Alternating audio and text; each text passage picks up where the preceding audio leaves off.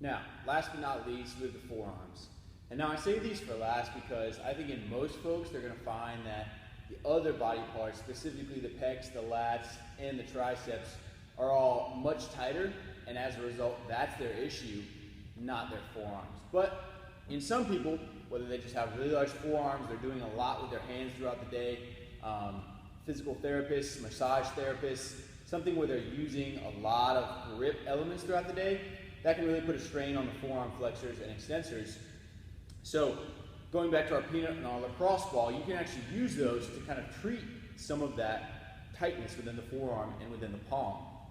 So if you want to start with just the lacrosse ball, you can apply pressure into the forearm flexors with your other hand as well as your body weight and roll up and down the forearm, both on the inside flexors and on the outside your extensors.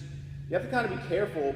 Your ulnar nerve runs in this little groove on your elbow, and it runs up and innervates your pinky and your ring finger. So if you're getting any sort of tingling up into those fingers, move off that spot. You're probably on a nerve. And you also have to remember your radial nerve innervates thumb side and travels up the outside of your elbow. So that's another one that you can potentially run into as well. You have to be careful when you're rolling out the forearms, and just keep in mind any sort of burning, numbness, tingling, or any sensation similar to those is probably a nerve if it doesn't go away in the long run. Now, if you get on a trigger point that's really sensitive and painful, but you're hanging out there, you take a few deep breaths, and it seems to dissipate, well then you know you probably hit more likely an adhesion rather than a nerve. So apply pressure first of all into the lacrosse ball. Roll nice and slow. And then we can actually move the wrist into extension if I'm rolling the flexors, just like that. So I can put some pressure on the flexors and then move them opposite into extension. Same thing. Now I'm going to go on the outside of the wrist. And this one's a little bit trickier. You may find that up against the wall it's a little bit easier, as then you can put pressure with your body into the wall and then roll the arm kind of in a sawing motion. You can also try the peanut as well, where here we can almost situate the arm in between the two lacrosse balls, and it's a little bit easier to get into the outside of the arm there.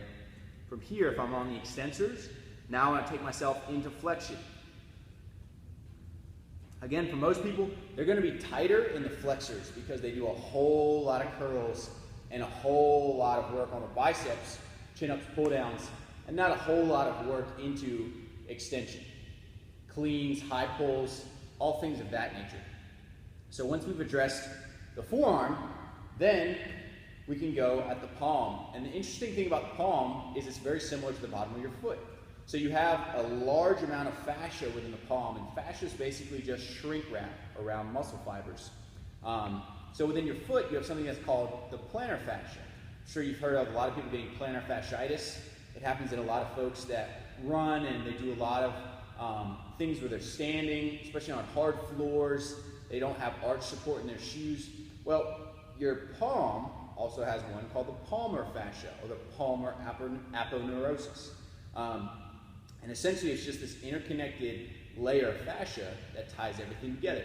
So you can actually put pressure into the palm with the lacrosse ball as well as your body weight and your other arm, and then just roll around. For me, this never really lights me up, but I don't do a whole lot in terms of grip work during the day at my job. So for other folks, this may be a lifesaver.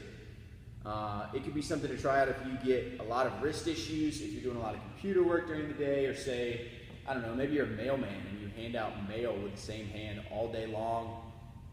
Maybe you're getting some issues with the metacarpal joint in the thumb. All things like that could be very beneficial by just simply rolling out that palmar fascia. Over time, it can get tight, and so doing a little bit of soft tissue work, you can actually discover things on yourself that are tighter that you didn't really know about. Forearms, palmar fascia, and last but not least, I've hooked up a band over here, and what you can do is you actually will put the wrist in the band, like so.